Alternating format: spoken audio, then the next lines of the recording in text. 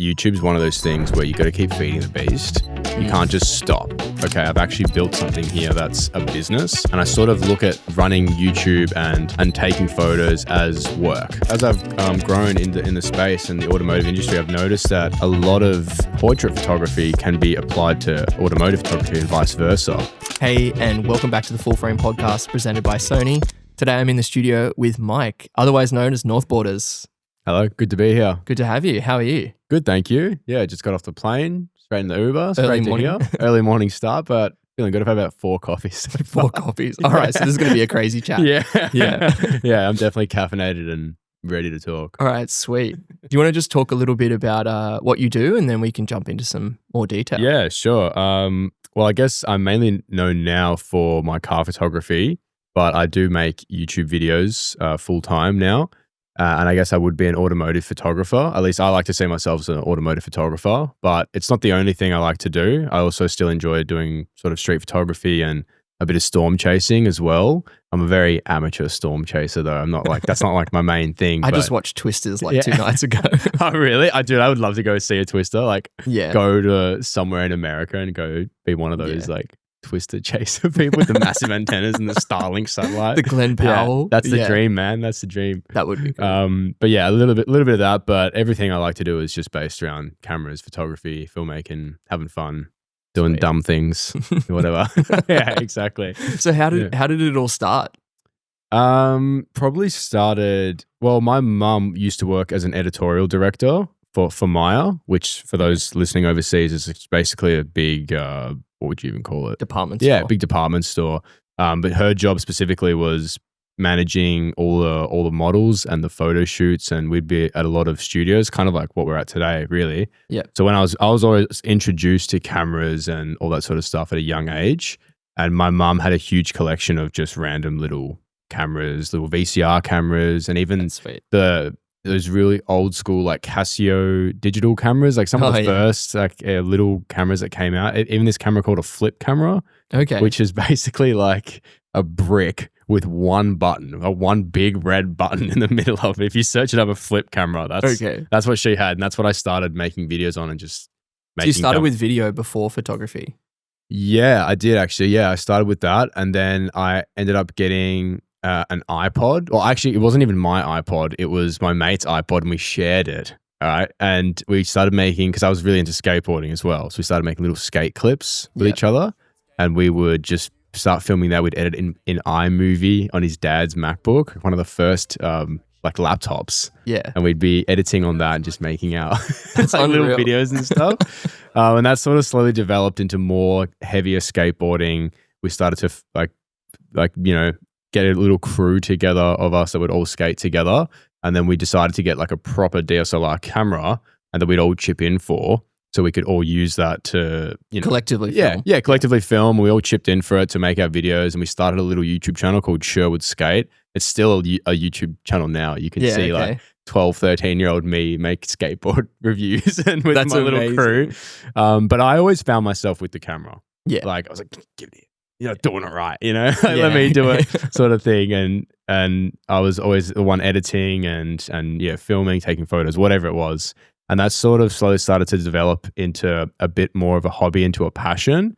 And then I was like, okay, I'm sort of growing out of this camera. I need a bigger camera. So I went to a full frame DSLR camera, and then eventually grew out of that when I was starting to get more involved with long exposures, doing the old steel wool photography. If you haven't tried that, that's like one of the most fun you can have. Best, cheapest fun you could have taking photos. Just crank the exposure 30 seconds and then just get some steel wool, light it on fire. And I was just doing that everywhere. Yeah.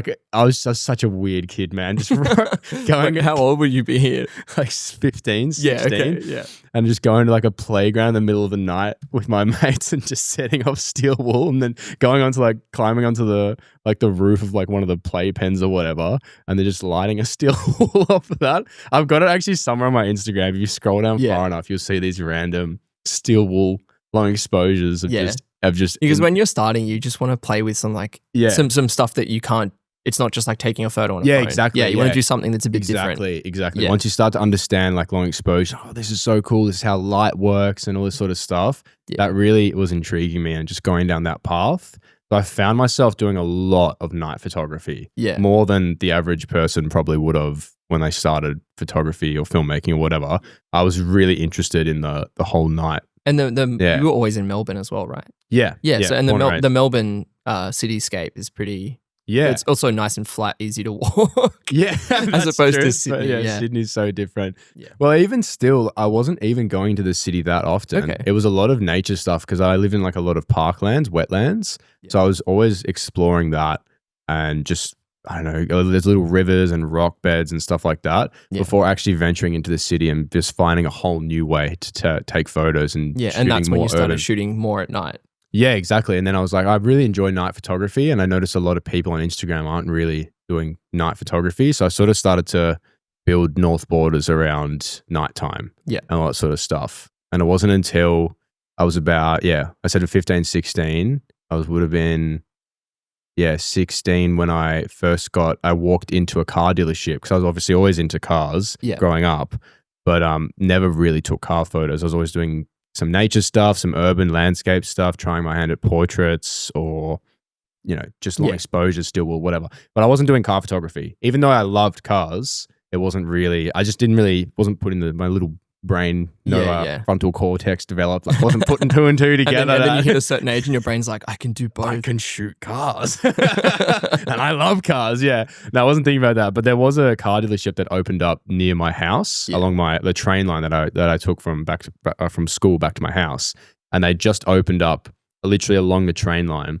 And as you'd look in, you'd see all these beautiful, rare classic cars, like really high-end stuff. And I called up and asked them if I could come into their museum and take some photos. And the guy on the other end was like, buddy, this is a car dealership. Like, and you piss off. And I'm just like, okay, well, I'll just come in anyway on like a Saturday. Yeah. So I walked in and I was just taking some little random photos of some of the cars there. And the general manager spotted me, taking some photos and just being very respectful, not touching anything, which I'll never understand, by the way, like why people go and touch someone else's property. But anyway, that's a whole other thing. Anyway, and he was noticing just that I'm interested in taking some photos. And this is, probably 2016. So obviously Instagram's still a massive thing by then, but a lot of brands weren't taking social media seriously or like thinking about social media like how we do today. And so the general manager who ended up being my boss, Sean, absolute legend, he walked over to me and said, hey, I kind of need someone who's a photographer who's interested in this kind of field to help run our social media. Yeah. Do you want to take that role? Like, can I offer you a job sort of thing? And he took me on a tour. Yeah, it was just kind of like right place, right time. But it wasn't quite like that. It wasn't, he just walked up to me and be like, you're hired. But he kind of just prompted that, he's looking for someone and do I want to come back for an interview? Yeah. And he's like, can you email me the photos that you just took? And he wrote down his email for me. And I don't know what I did with it, or I just wrote it down wrong because I was so nervous. He was like, he spelt it out for me as he was like super old school kind of guy. He spelt it out for me as I was standing there. And I probably wrote it down all wrong and just completely screwed up this email address. I went to go attach all the photos and send it to him. And I'm just getting back mail address not found. Yeah. So I loaded it all into a USB and went in like the next week and hand delivered like I did today. Still love hand delivering to this day. No one else is going to get that, but I just realized. Sorry.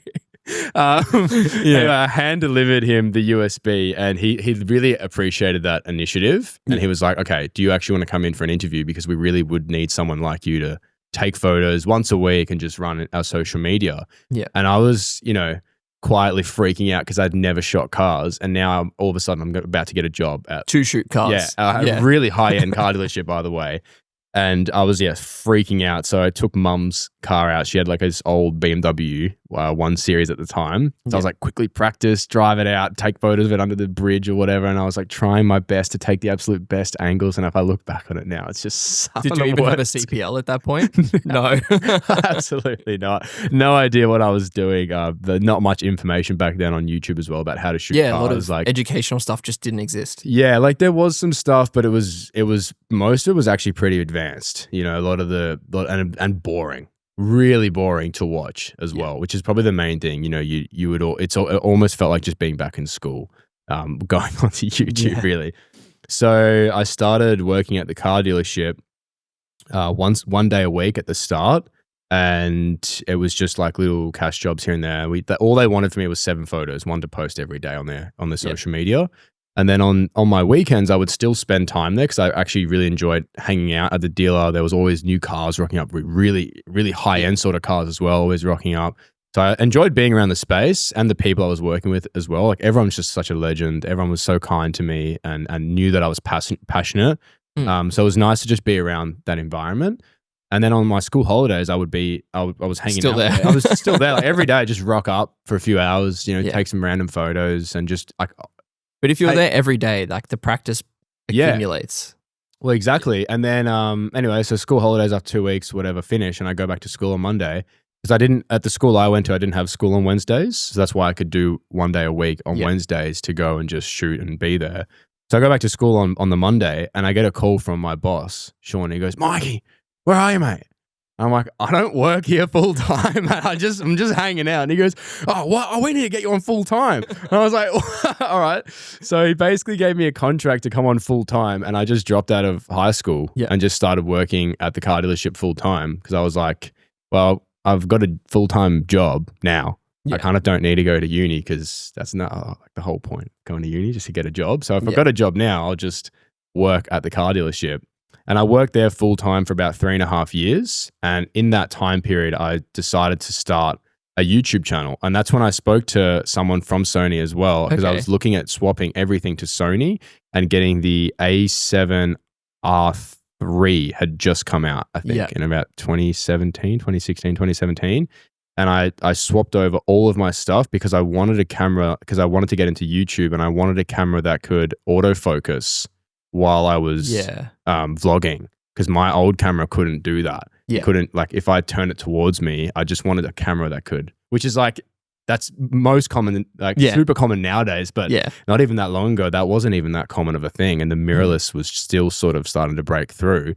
And having a camera that could just turn around and vlog and just automatically focus onto my face, that's all I wanted. It was a game changer. Yeah, that was game changing for me. I was like, great, I can start making YouTube videos because I want to make tutorials now that I understand this sort of space. I want to make videos that are fun and entertaining to watch and still get my point across and still teach people along the way. Never really to be like, oh, this is I'm me and this is how you do it and this is the professional way to do it. Just honestly just documenting my journey and what I'm doing and what I'm getting up to and what adventure we're going on and what photo shoot, and just really documenting the behind the scenes of what exactly I'm doing and how I'm getting the shot.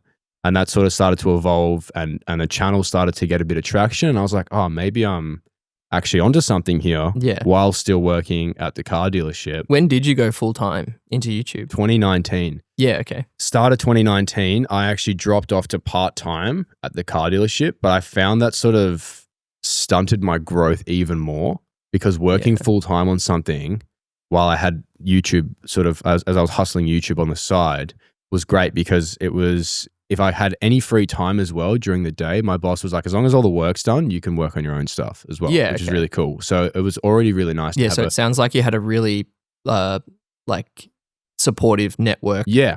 Absolutely. So it was more possible. Exactly. And then but this is before I had big, like, nice lights like this as well. I would race home to my studio when daylight savings is on. On or off? I always get confused. I always get confused. What's longer in the day? Daylight savings is on? I hope so. Otherwise, because you're saving the daylight. I don't know. Anyway, when the days are long, I used to run home, sprint home to use the sunlight. To use the sunlight to film the intros of my videos, so I could edit it. So I was working full time and doing YouTube and editing and doing photo shoots and whatever in the evenings and using my weekends to make YouTube videos.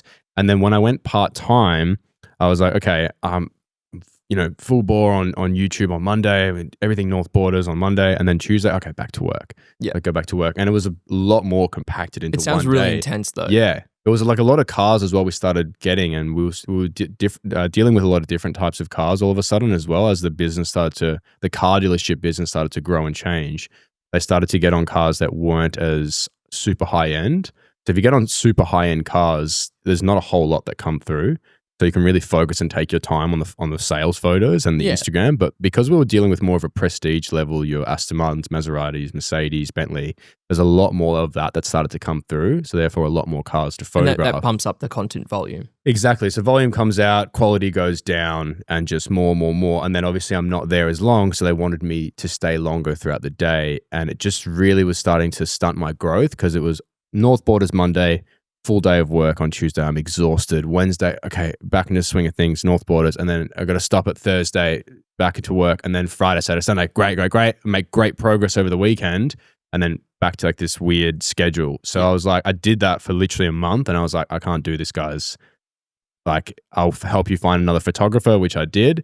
And then I quit my full-time work when I had just ticked over 10,000 subscribers, I remember, on YouTube, and decided to go full-time on YouTube. That's insane. Yeah, and then been doing it ever since. Yeah. That's incredible. So that's up to now. That's the story. That's the story up to now. Okay. Yeah. Well, we talked a little bit about YouTube, so let's dig into that. Yeah, sure. How is like YouTube really, because you said it's like built the foundation for your career as well, but I feel like you've done a lot of other stuff on YouTube. Like when I think of your work, I think of like those nighttime POV with the GoPro and stuff like that. And I feel like you really pioneered that. Yeah, so I remember doing that with Liam, 7th Era, who now lives in Netherlands. Yeah. So it was Liam and I were deciding, okay, how do we really want to show our photography from a different perspective. And honestly, we were just becoming a bit lazy. We're like, I don't always want to have to be vlogging. But yeah, making a full-length YouTube video is a lot of work. Yeah, it's a lot of work, exactly. So like, maybe not lazy is the right word, but how do we become more efficient, but still make it entertaining to watch? Yeah. So then we decided to, maybe we can get a chest strap. We tried head straps, chest straps, and all that kind of stuff. And we uploaded the first kind of POV video. It was like street photography video. I can't remember when it was or which video it was exactly. And I remember getting a message straight after I posted that video from Pierre Lambert. I don't know if you know Pierre Lambert. Yeah. And he messaged me and he goes, Mike, I'm so sorry. I don't want to sound like I'm copying you, but I literally had the exact same idea and I'm about to post a POV video. And I'm like, and you beat him to it because he's really well known for that as well now. He's really well known for that as well. So it was funny because Liam and I obviously on one side of the planet thinking about this POV video idea. Then he's obviously, I think he's in Chicago at the time. And he's obviously thinking about it as well. And we both were. And then so I think Liam, myself, and Pierre at the same time, we're just pumping a whole lot of POV content into YouTube, and then it really started to push that that POV style that we have today. Yeah, like you said earlier about how there was a lot of educational content on YouTube, but it was very like boring, like you said, like being at school. Yeah. Whereas like when you're actually physically watching someone shoot, you can see their settings, you can see the composition. You feel like you're there. Yeah, you feel like you're there and you can understand why you're making the choices, not just someone in front of the camera saying, hey, point the camera here, use this rule, these are the settings. Because you can actually see what you're thinking. Because, I watched a fair few of them and it's like, you can see you pick up a camera and then decide not to shoot it. Yeah. And like that happens a lot. And absolutely. It's like, I feel like as a beginner, that's super helpful.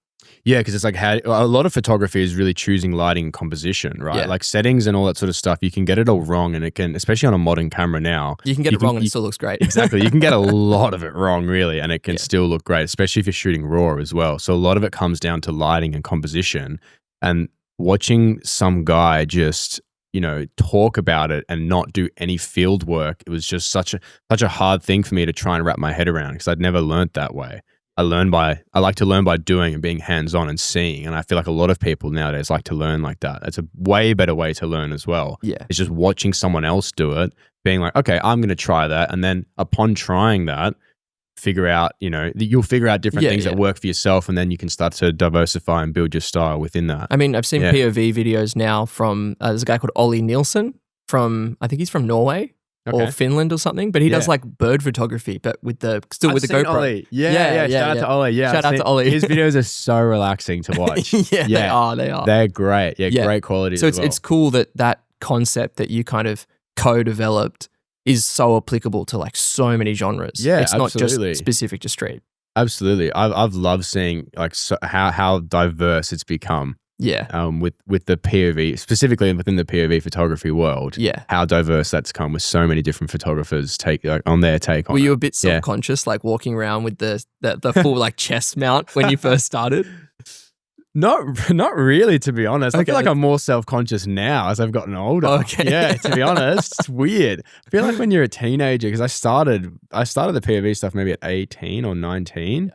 So I feel like, especially when I was out with Liam and maybe a few other boys as well, like it's a young group of Safety boys. in numbers. Yeah, exactly. It's a young group of boys. We're all out. We're doing something new and everyone's looking at you. Everyone's, getting attention from everyone. Look at us, I don't know. It was just, I never really felt like scared or had that sort of in the back of my mind. It was always just fun to do something, knowing that I was doing something different. Yeah. But you were always doing stuff predominantly in a group. Like you'd built this little community of friends that you all kind of shot street and automotive together, right?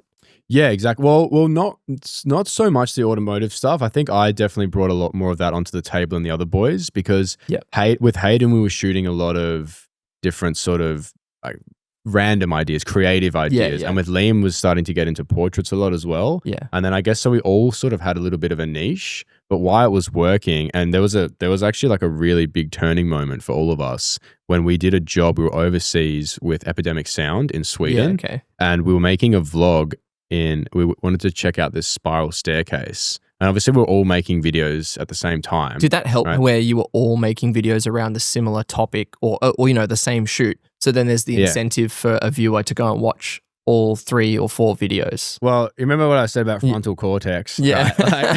So this was a huge defining moment for us, is that obviously there was 3 of us all together, which was amazing because we all got to work together as a group. Yep. So it was 3 times like the brain power on one idea, which feels, I think I said this to someone last week as well, like it doesn't feel like 300%, it feels like more like 1600% because you're all bouncing ideas off each other and, what if we do this and what if we do that? Yeah. And it's not just your own thoughts anymore, and it's not just if you and me were to bounce ideas, and then imagine bringing a third person with the same energy and you're all sort of getting together these ideas, and that's how we started the photo battle and all this sort of stuff. And because that's another thing you kind of pioneered, is the photo battles. Absolutely, that was so much fun, and again seeing how other people took that on board and diversified it in the space and everything was just amazing. But the reason why that came together was because of the team, and we were all able to cross pollinate together, and then therefore grow together. Because like you said, I'm going to go watch Liam's videos, and then Hayden's in Liam's videos, and then I'm in Hayden's videos, and then Liam's in my videos, and then, and so on and so forth. And then the Spider-Man meme. Like that. Yeah, exactly. That's us. But then we're literally at the defining moment was, even though we've been doing this for however many months and close to a year now, maybe, we're in Sweden and we find this amazing spiral staircase, and we're at the bottom of it, and we're like, okay, so you stay down here and get your shots, and you go to the middle and I'm going to go up the very top. Yeah. And then when we're done, we'll all swap. And then Liam's like, okay, but I need someone to take B-roll of me. So you stay down here from like, okay, but then I need someone to take a thumbnail, but it can't be the same thumbnail as me. And it's one staircase. Like, how different could it possibly look? But it was just not worth 3 videos from all of us. Okay. And then we made it all, and it was just so, wishy-washy. It was messy. It was really messy just for 3 people to make content on the same thing, barely helping each other. And then we posted it all, and the comments are like, why did I just watch 3 videos of the same staircase? Yeah. And then that's when we realized, we're like, why did we not just make one awesome video? Why did we not just make one awesome video where we'd all come together on one person's channel, we'd pick a day of the week, and we're like, okay, we're making your video this week. Yeah. And then as soon as we figured that out, that's when it exploded. That's when the growth started. That's when the growth really started to happen, because we weren't just working on like separate videos. And okay, we're all making videos at the same time, and I'll film some B-roll for you if you film some B-roll for me. It's like, okay, we're going to have an idea. Someone's first shooter, someone's second shooter.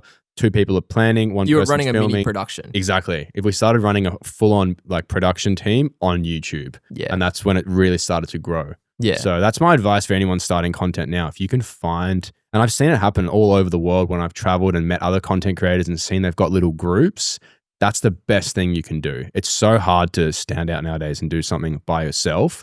You can do something together in a team. That's where real growth is, in my opinion. I still think that works today. Yeah, it's like if you want to do this one into the camera, if you want to go fast, go alone. If you want to go far, go together.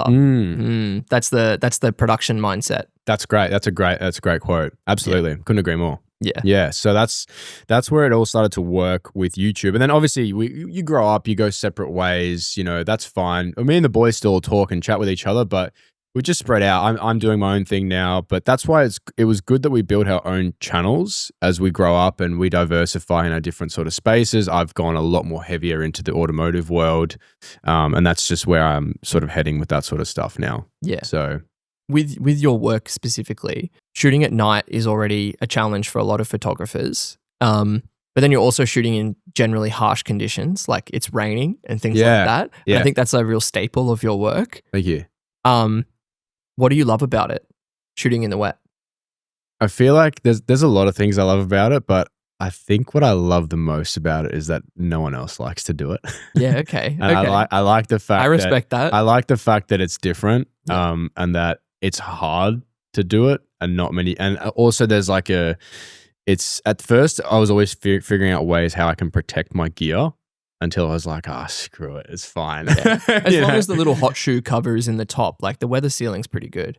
Yeah. Do you leave your hot shoe cover in or no? You probably should.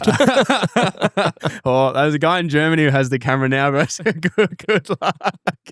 But my A7S is definitely starting to rust because of on the little the flip out door. I think it's actually starting to get some rust, and there's like when you flip the screen. I don't know what that screw is there. Have you got salt water on it? Possibly, yeah. Actually, salt water would do it. I think it's salt water as well. Fresh water. Yeah, 100%. Because but that camera's still going. Yeah. I'm just waiting for it one day just to completely snap on. I'm gonna have to call you guys and be like, "Hey, can you got a spare screen lying around?" So you shoot in the rain a lot. Yeah, and I only learned this recently. But like one major reason why, say on like a music video or something that's like highly stylized, or like a night scene in a like film. John Wick. Yeah. Everything's wet. Yeah, the reason they do that is because it's reflecting so much light, you get an extra stop of light. So they actually do a wet down on a set. Specifically, one, it looks cool. Like you get all these specular highlights and stuff. But the other reason is you actually get another stop of light back. Like the reflected light, obviously you've got whatever ambient light you have in the scene or however they're lighting it, but then you're getting the reflection of it back in the scene. So you get more light. Exactly. Especially because you're not meant to use high ISOs on a proper film set.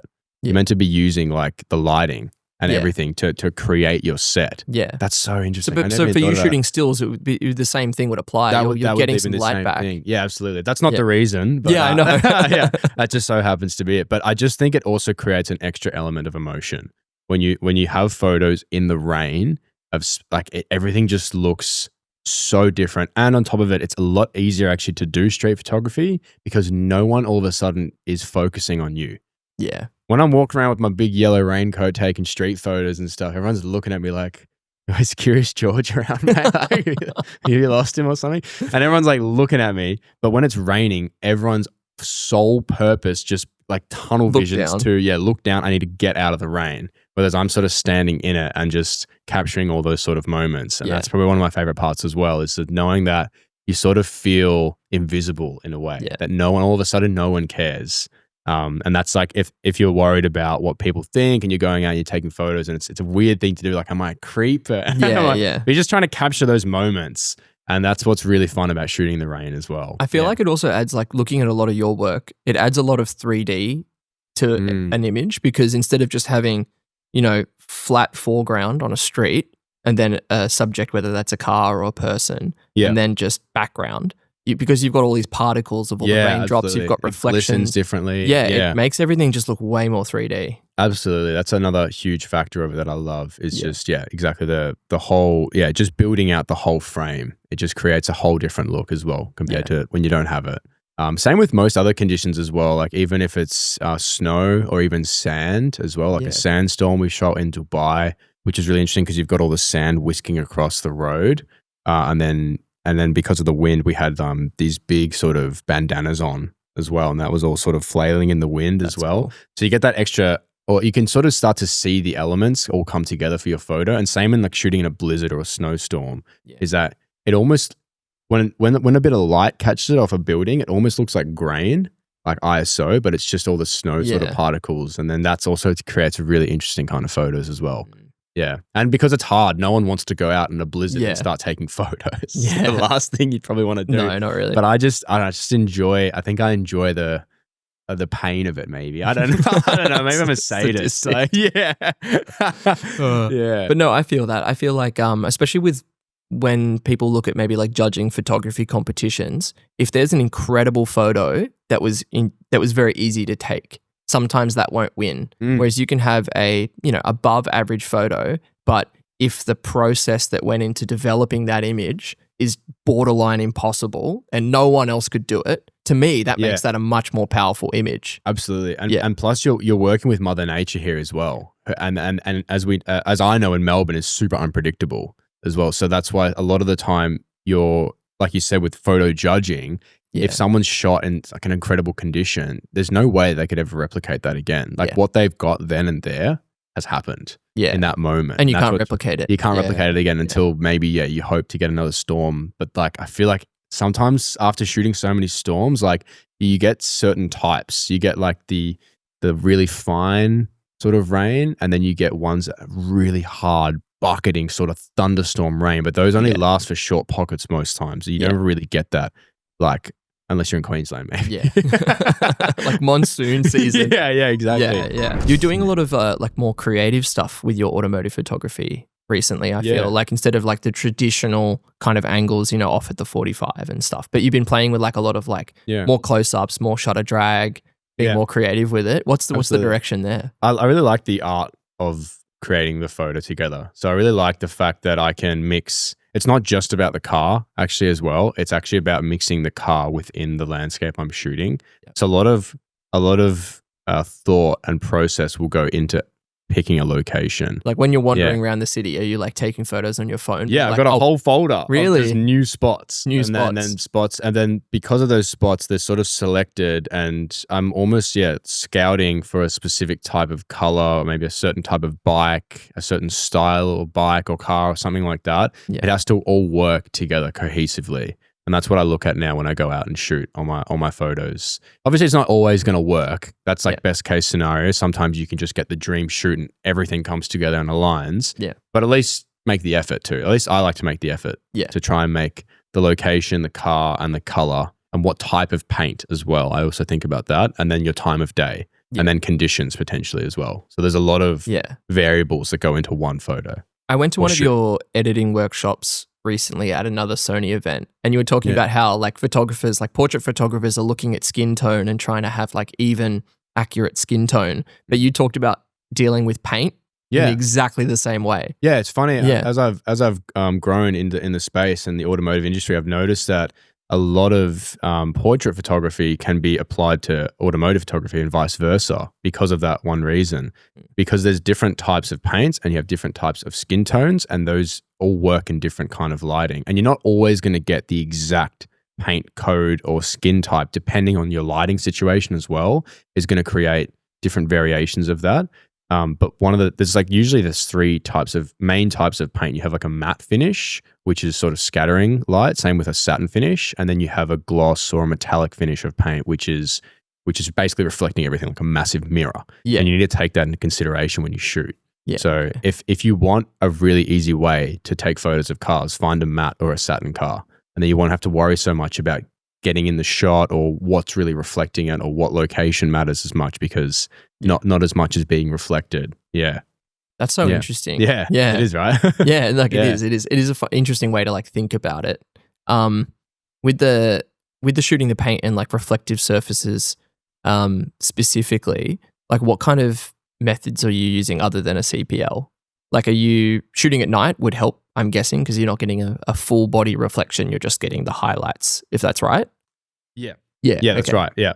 There's nothing really other than a CPL that I use, but a CPL at nighttime I generally won't even use, because it won't really understand what to do in the same way. Like if you're using an artificial light, like a street lamp, a CPL won't work the same as sunlight. Yeah, I've noticed. So it'll still cut the reflections out of glass and windows and some of the paint, but then it can start to look like botchy. Yeah. So it cuts out some of it, but not like the other half of like one panel.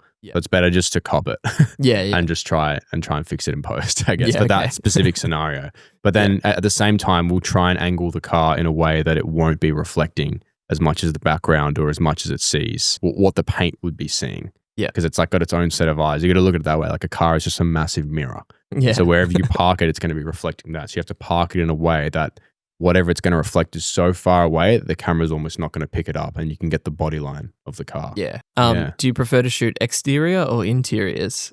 Definitely exterior. There's definitely some fun with interiors. I've really enjoyed shooting some stuff. I did a shot for Bentley a long time ago where I was sitting in the back seats and we drove it through a tunnel, and I had a tripod. This really jank setup. Oh, you did slow shutter through the tunnel. Yeah. That's so cool. I had the tripod over like the B pillars, and then one arm like literally over me, and I was sitting in the middle seat, and it has one arm here, and then the two arms like this big spider, like massive T-pose tripod, and then the camera on like 1/4 or half a second as we were going through the tunnel and just getting this awesome shutter drag through it. So there's stuff like that which I like to shoot, and when I'm building out a set, I like to have a lot of action and the car actually driving and using the car in its environment rather than just always static shots. And it's nice to have a couple of static shots and some interior stuff, but I like to have a lot of movement, panning, driving, rolling, or even drifting, depending on location.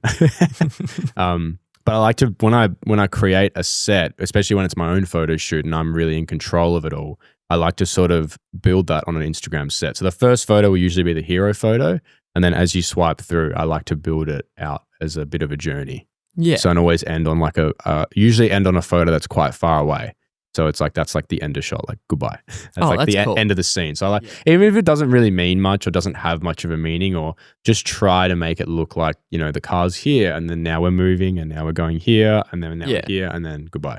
So it's like a little movie set. That kind of storytelling is like brands love that, as opposed to here's just a cool shot of our product. Yeah. Yeah. Yeah, exactly. I like to do that, and then like I said, and then just build that into, that's like one part of the variables as well. Like we'll build that into the locations or multiple locations, and then the color of the car, and then that can depend if we're shooting like a fiery orange, maybe we want to try and get an awesome sunrise or sunset with it, and just try and match it in, just even if it's simple things like that, and then sort of see where it goes. Yeah. Yeah. What's the kind of balance for you now? Like how much automotive versus how much YouTube are you doing?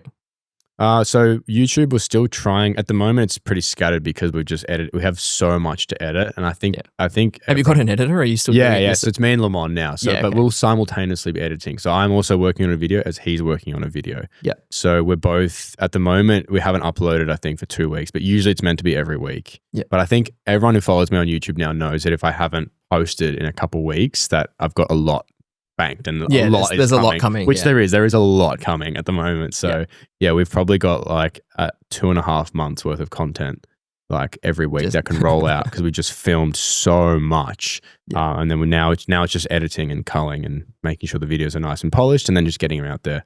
So once a week. What are you doing with all this storage?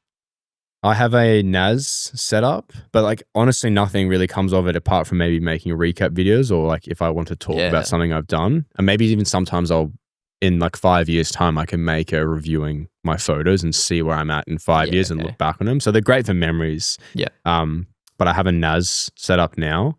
I'm about to try and set up a 10 gig setup as well, which I'm looking into, which sounds super complicated, but it's, I'm looking into that, and then we'll have physical hard drives as well, like the big old orange hard drives. Yeah. And then I'll have like a little SSD, and then some projects I'll work on my actual laptop, and then transfer some of the important ones onto the SSD, which will then go to the Lacy, which then goes to the NAS. So some things are like double backed, some things are triple backed. Yeah, I can understand why having a team working on that is going to make it more achievable than still trying to do everything on your own. Yeah, exactly. Yeah. I'm definitely at like almost like a ceiling now, even with an editor. So like I find that now it's time to sort of start delegating roles and see if I can sort of continue to scale. Yeah, exactly. Continue to scale, especially now that we're running a bit more giveaways more often and trying to give as much camera equipment away as possible, really, going into next year. And we've got some insane stuff planned. Yeah. I can't really say just yet. That's all right. But I feel like those kind of giveaways are really those kind of inspirational things. I remember back in the day when there were a lot of giveaways on Instagram and then they kind of like disappeared. Yeah. But it is really good because then you're rewarding your community for all the support for however many years. Exactly. Yeah. Exactly. So that's what we want to dive a bit more into as well, so which takes its own sort of team. That's a different kind of team to the YouTube sort of stuff. So it's really going in two separate directions at the moment. And I'm just like, again, another Spider-Man meme. But Toby exactly. That's me trying to like hold it both together. So I need to delegate roles. Yeah. We'll get there. What's coming up next for you? I just saw that you were at Goodwood Festival of Speed. Yes. Yeah, it was. Yeah, that was amazing. Next up is... Well, I'm probably going to be in Australia for a little while. Honestly, just editing all the stuff I shot still. There's still some other stuff from Poland that we did as well, because there was two parts to that trip. There was Ultrace, which was a huge modified car show in Poland, and then there was Goodwood Festival of Speed, which is all sort of, it's still classics and some modified cars, but it's just a range of everything from F1 to rally to new hypercars and all that kind of stuff. So they're two very different events. But I can't say exactly, I don't want to spill the beans on what we've got going on, but there will be some giveaways around that kind of stuff for next year. Yeah. So I don't want to spoil anything though. But that's at the moment, we're just sort of planning some more photo shoots and some bigger projects and then some giveaways to go alongside that. What's the end goal? Because I feel like anyone who's into automotive in general is kind of like F1. Right, okay. And not just shooting it, on a telly through a fence. Of course. No, exactly. Like to be really part of the team. Embedded in a team or something like that. Is that on your radar? Honestly, I think if you're going to do that, I know a few boys who shoot with a couple of different brands. Like I've known one of the photographers shot with McLaren and one for Aston Martin, and it's a lot of traveling. So I think you have to be willing to really sacrifice whatever years of your life to travel with the F1 team, which might sound like a dream to a lot of people, but that is part of the job. It's a long hours away from home. You're going to get homesick. There's a lot of traveling involved. You're going to be tired and depraved a lot, and then there's the content expectation. It's still a huge job and a role to play. And I think a lot of people forget that, is that even though a dream job sounds like a dream, but it's like it's like, what's your dream job? And it's like, I would never dream of working, by the